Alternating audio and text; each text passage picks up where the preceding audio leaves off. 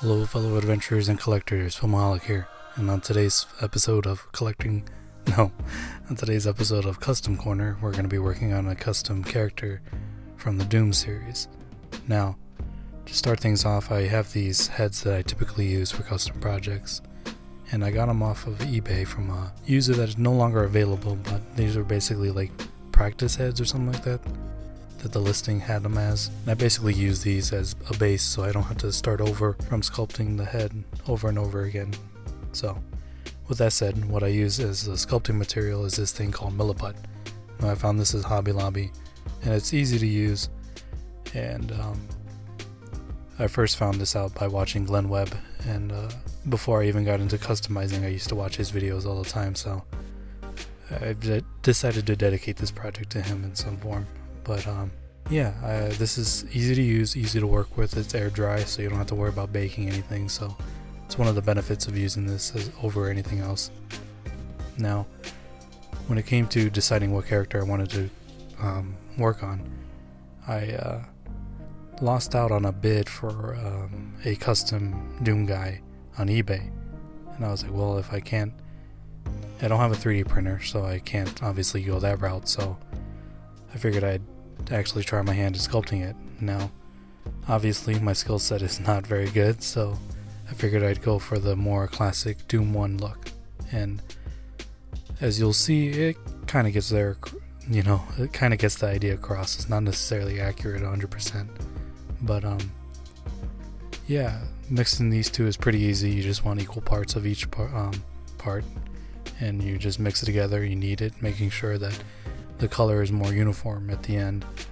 But as impatient as I am, sometimes I undercook it and I don't mix it well, so it kind of comes out as like fragments for the parts that I haven't mixed. So make sure you want to have it all together before you start sculpting. And the most useful tool I found when sculpting with this material is that you need water and basically your fingertips. You don't want anything too sharp, as it'll kind of ruin it as it dries, so making sure you're just using soft edges. And if you want a more useful tool, you can use wooden dowels. I use the end of a paintbrush later on, as you'll see. So that's the basic idea, and my experience with this is pretty much limited to sculpting custom heads for a couple of commissions that I did a while back, but never really worked on a project for myself, so it was kind of nice to get something going that I wanted. Now, of course, it would be easier to just print this out through a 3D printer, but I figured I'd try my hand at sculpting it, and I don't know. It's a relatively easy process. You just gotta take it slow. Keep looking at reference photos and things like that. And as you'll see later on, I'll even showcase the photo that I use for reference. But to save you the time, because each segment that I recorded was at least 30 minutes. I sped it up so you didn't have to witness all that. So here we are after the first couple of bits added on. Now you may be wondering why it's looking like this. Well, I had a couple of other projects that I was working on at the same time, so this was just the spare stuff that I had mixed together, so it looks a little rough. Anyone that's been in the creative field would know that every project has its ugly phase, and for this project in particular, it felt like the ugly phase was so long that I didn't think I was actually going to work out. Now, seeing as this is going to be a long video, I'm not entirely sure if I wanted to be me talking all the time or just a video and some music, but I don't know. But I did this over a couple days. I didn't do all in one sitting because I wanted to pace it out. And I have a bad tendency of rushing projects because I just want to see the final result. So, that's something I gotta work on as well, considering that some projects just have to, dry or have to wait on materials, Here I am filling out the side of the helmet as well. And this material really blends in well if you have it wet enough and you're using your fingers to really push the material against the dry part. And after it dries, you're even able to sand it down so it blends in more. And if it wasn't for Glenn Webb, I wouldn't have been able to find it. So I really appreciate the stuff that he did. It's unfortunate he past when he did. You know, true heroes inspire others to do stuff, to do great things, so.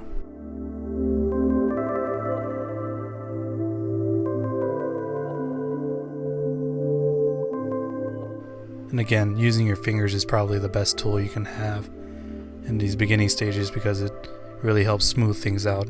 And using the water will actually remove fingerprints, so be sure to be on the lookout for that, or else you're going to have to end up sanding it later on.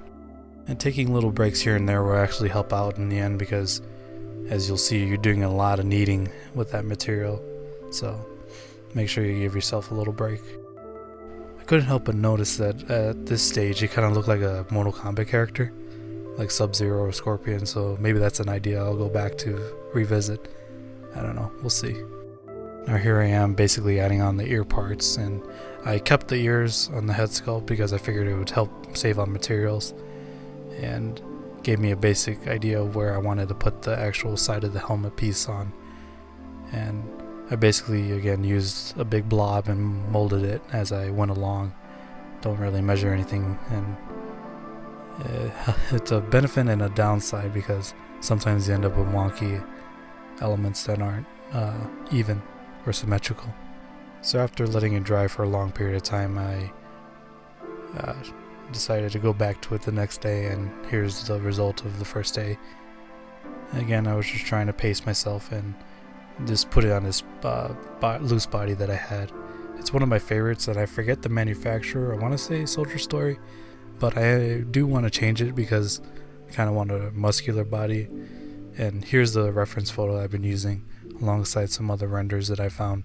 And again, I'm not going for super realistic or super accurate, but trying to do my best to make it at least noticeable when you first look at it. And again, it's just a bunch of kneading and making sure you're getting even amount of material on both sides. Now it was at this stage that I started to think that this looked like Princess Leia almost, with the buns on the side.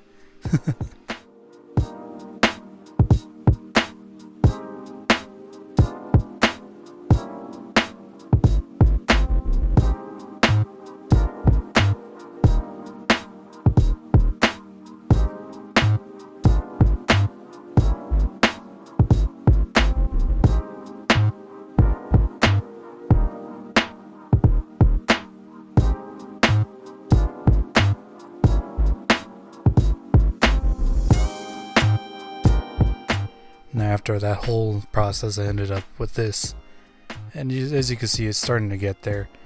If it would have focus, oh there it goes. But yeah, just trying to block in the basic shapes, and I'll work on trying to even it out through using the Dremel tool later on.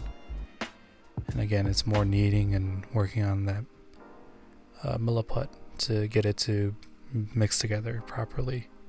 And it was at this point that I realized that it wasn't working the way I wanted to, because I think I was uneven with the amount of milliput parts that I had, but it worked out in the end. So basically, cutting the footage short, I ended up with this. I forgot to film the priming part, but I basically just used a white primer to cover over it, and I still got more sanding to do, as well as adding a couple more details with the milliput. So once that's finished, I will make the part 2, I guess, and that'll probably be me painting it up. And I still haven't decided what I'm going to do with the actual visor part. I think I'm going to go with a clear translucent piece, but I need to decide on how to do that. But I basically put this outfit together with parts I had, and I really do like how it looks, so I think that's going to stay the same. I still got to work on the chest armor and the shoulder pads, and I haven't decided on what to do with that, but I do have an idea using a stormtrooper chest plate or something, so we'll see how that goes, and that'll probably be in the next video as well, so we'll see. So with that said, I appreciate you guys checking this video out, and I apologize for the lack of content as of late. Combination of multiple projects and just life, but yeah, I'm trying to get back into it, and I appreciate you guys sticking around. So yeah, Until then, I thank you all for watching, and if you feel so inclined, please like, comment, and or subscribe. I'd very much appreciate it. I'll see you all next time.